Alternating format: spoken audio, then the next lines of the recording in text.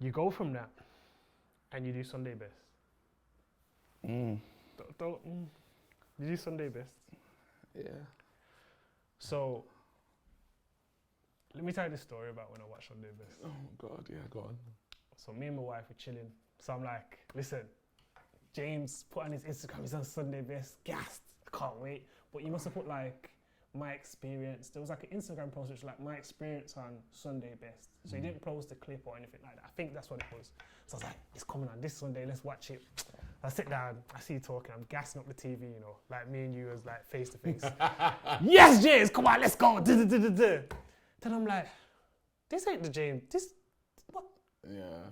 What happened? Yeah. Because the thing is, I thought he started off nice. Okay, well, okay. And then, oh, child. what happened? Because he started off very nice. And I was like, because I watch it every year. What happened? The enemy came in like a flood. That's what happened. No. So first of all, talk about how you got on there. How I got on there. So I was scrolling on Facebook and I saw something about Sunday Best coming back. So I thought it was probably one of those petitions or some just random Facebook post. And then my cousin Ryan Bruce sent it to me, and I was like, oh, so this is actually happening. They're bringing Sunday Best back. I said, oh, that's nice, and it's coming to the UK.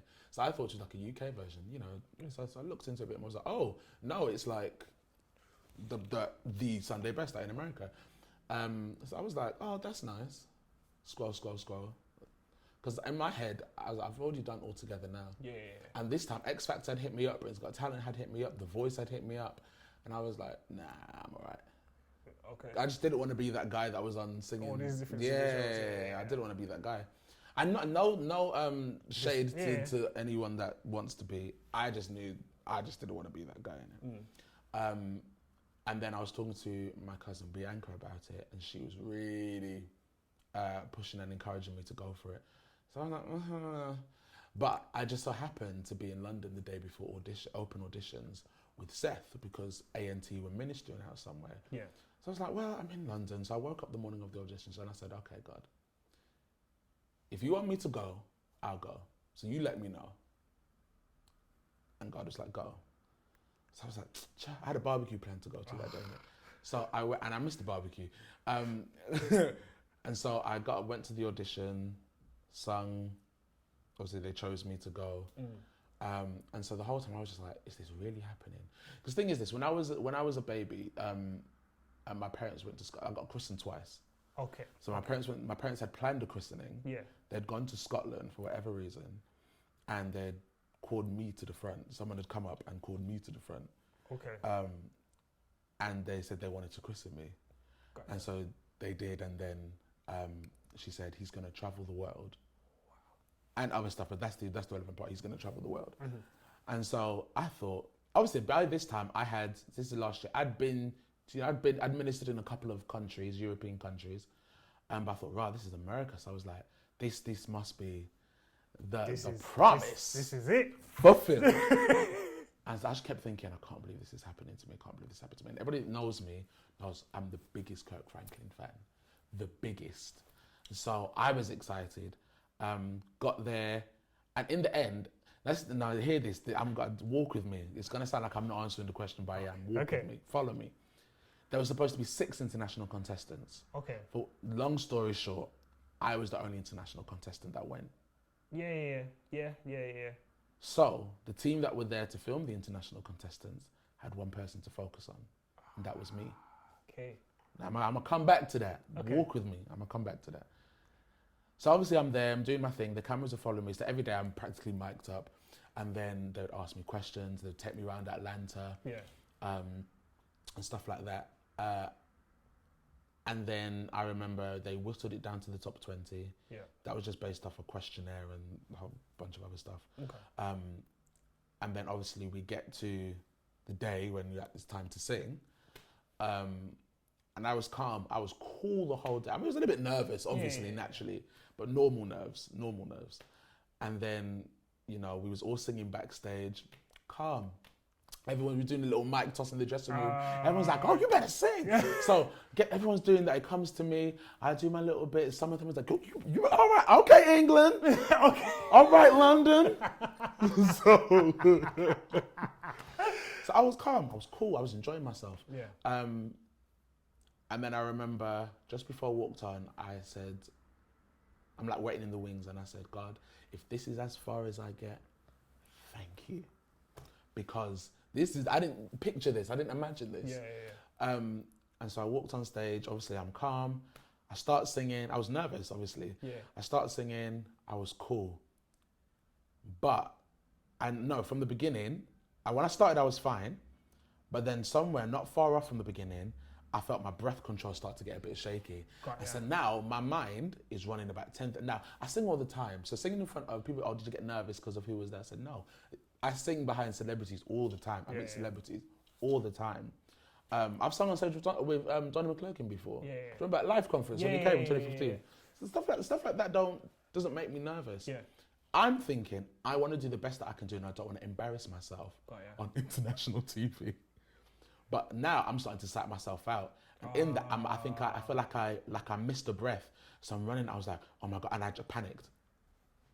Because as I said, you started well, and I was like, yes. And when I watched it, I watched it once because I'm not gonna lie. I can talk about it fine, but I can't watch it. I watched it once when it aired because I felt like you have to do this, but I haven't been able to watch it back since. I haven't been able to do it.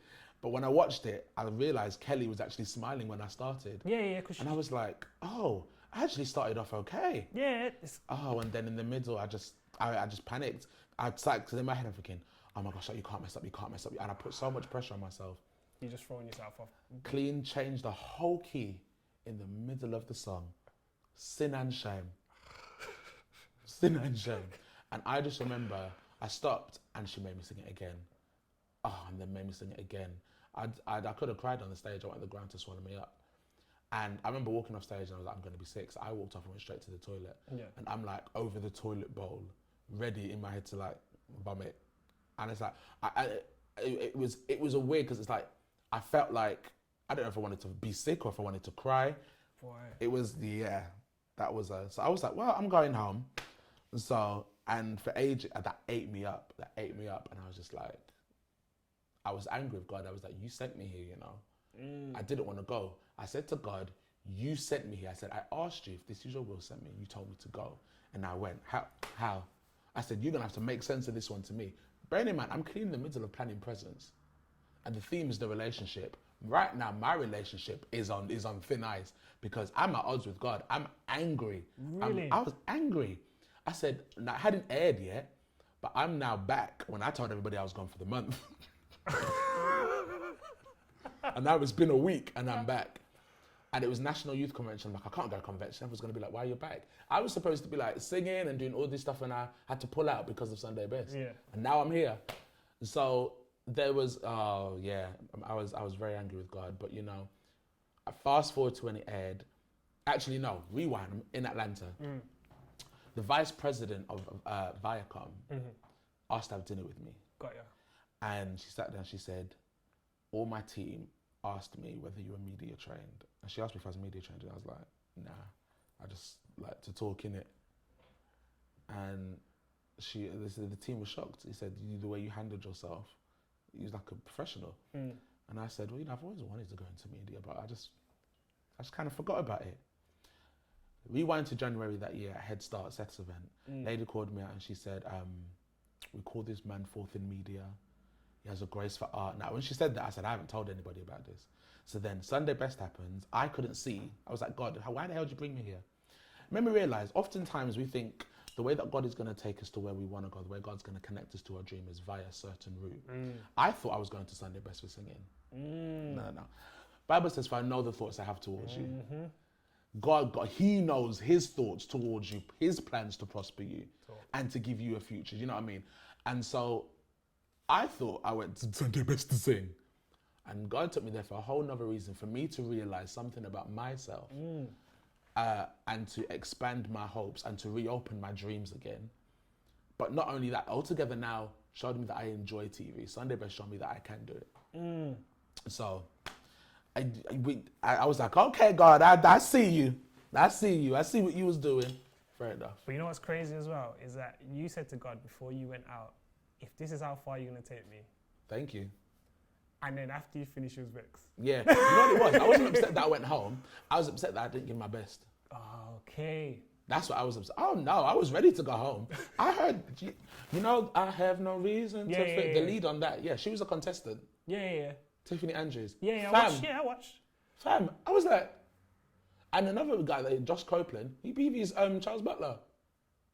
Fam, and half of these guys had been signed, had record deals. And the thing is, with Malvin as well, with Malvin Chris. And then you've got Melvin, his dad, who's royalty. Yeah. So it was like, yeah. And they were all amazing. So I was just like, well, I'm going home, but that's okay. I got this far. But at least I just wanted to be able to say I did my best, and it hurts me not being able to say that. So, but God knew what He was doing. Yeah. So how important was it to surround yourself with the right people at that time? Oh my Lord. Because now you told people, I'm gone.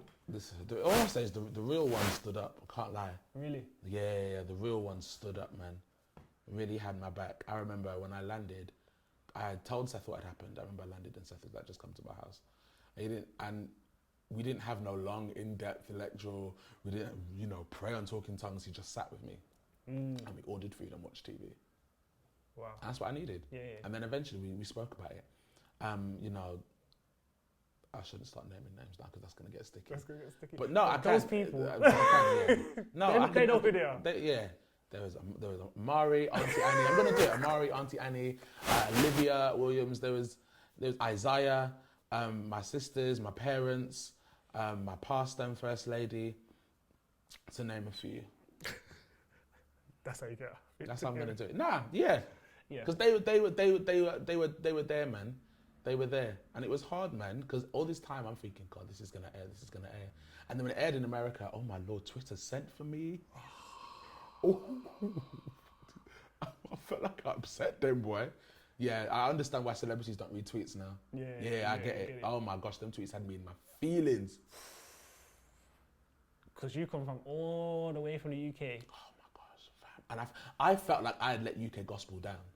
Got ya. I was like, I've come all this way, big stage, representing UK gospel, and I flopped like this. Everyone's going to be like, they should have sent Becca, they should have sent Jason, they should have sent Isaiah, they should have sent Israel. That's always running through my head. But you put a lot of pressure on yourself. I did. Even when you was talking in the, I don't know what it's called, but you was talking beforehand, and you were just saying, I'm trying to come from the UK to be that link between UK and US. 100%. And I said, that is a lot of pressure. It was. On your young head. I meant it, but it was a lot of pressure. Yeah, 100%.